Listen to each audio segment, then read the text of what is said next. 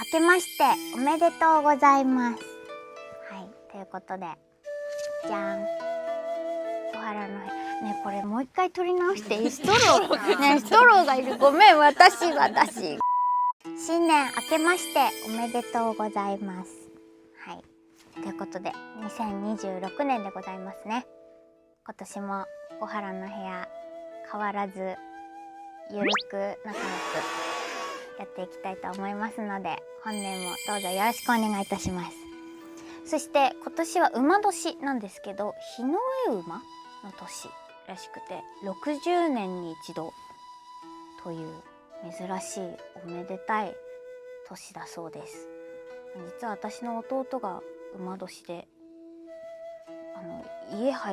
実家ね、家入ると馬の絵が飾ってあったりするんですけど、そんなことはちょっとどうでもいいんですけど、おめでとう、馬年の方おめでとう。はい、ということで、今日は、年始1回目の小原の部屋の動画になるので、ちょっとなんか今年は何々をしたいとか、なんかそういうみんなよくやってるよね、そういうのをちょっとやっていきたいなって思います。なんかお題は決まっているのですよ。だから引いた数字によって答えていきたいと思います。じゃあ引いていきます。今年楽しみにしている作品、ゲーム、アニメ。アニメですか。自分が出てるもの言えませんまだ情報解禁がされてなかったりするから言えないかな。発表されているものでいうと、放送というよりは動き出してるよっていう意味では無色転生が動き出していると思うので頑張ります。ロキシ今撮ってる、厳密に言うとね、みんな察してくださる人はまだ25年にいるってなんとなく分かってるかもしれないけど、そのタイミングに撮ってるやつはだいたい今年放送されるものだったりするので、そのうちちょこちょこと情報解禁されたりするかなって思うので、みんなに喜んでもらえるようにいろんなアニメ頑張りたいなって思います。ゲームは多分ちょこちょこ言ってたドラクエ7がリイマジンドが2月に発売されるので楽しみ。でもね、聞いて、ゲーム機がない。今の時代さ、スイッチとかプレイステーション5とかさ、なんかいろんなのに対応してるんですけど、私別にゲーマーではないからゲーム機がないんです。ゲームソフトだけ買ってもさできないじゃん。去年いいテレビに買い替えたんですよ。そうだからちょっとテレビ大きくなったからよしって思ってるんだけど、ゲーム機やっぱ人気だから今まだ手に入ってなくてですね。大丈夫です、送ってこないでください、どうかお願いです。そういうことを求めてるんじゃない、自分で買うことに価値があるので。なのでそうね、ゲームとともにゲーム機も頑張ってゲットしたいなって思います。今年の新しい目標、達成したいこと。チャンネル登録者あんまりそんな求めてないんですけど、普段インスタのフォロワー数とかも別にすごい数字いきたいとかってやってるわけじゃないんですけど、なんかね、15万人ぐらいいたらご褒美企画やろうって勝手に言ってるんです。イエーイ偉い人ははいって言ってないんだけどまたなんかちょっと国外だとねお金かかっちゃうんで、国内でなんか電車の旅だかまたなんかできたらいいなって。また寝台列車乗りたい人、多分ね乗りたいは乗りたいんで、人数にぎゅうぎゅう詰めがもうみんな耐えられないね、きっと。あれでね楽しかったよね、修学旅行ね。大人になってもああいうなんか体験できるんだって。タイミングで車掌さん来なくてよかったよね。開けてびっくりってなるよねなんかこれ誰かズルして乗ってないみたいに絶対なったよね。あそこまでできなくともまたなんか電車旅とか乗りたい電車あるの。九州の方にあってなんか食事しながらなんか乗れるとか、九州をこう一周できるみたいな。なんて名前だっけ。あ、それはYouTube の企画にはできないです。予算が無理です。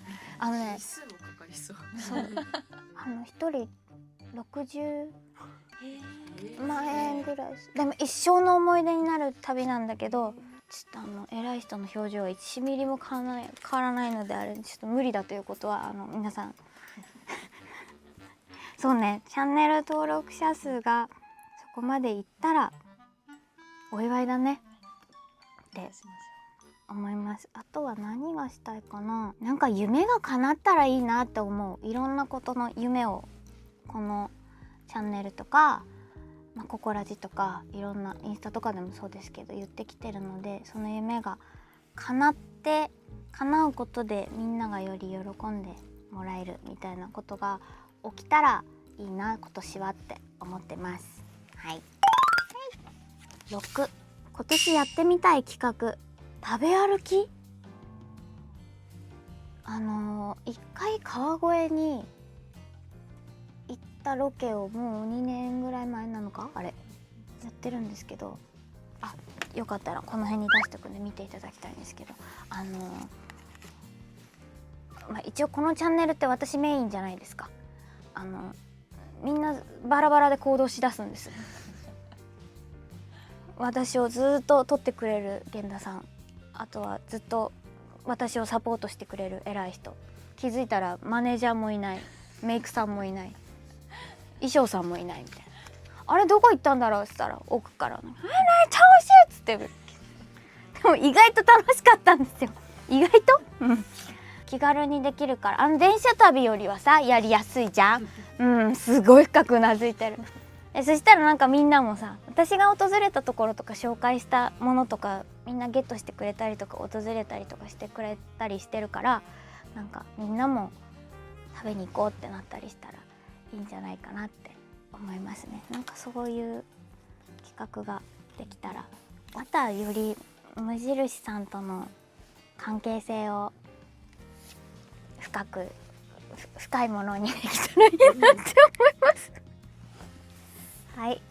スパ2、今年絶対に行きたい場所。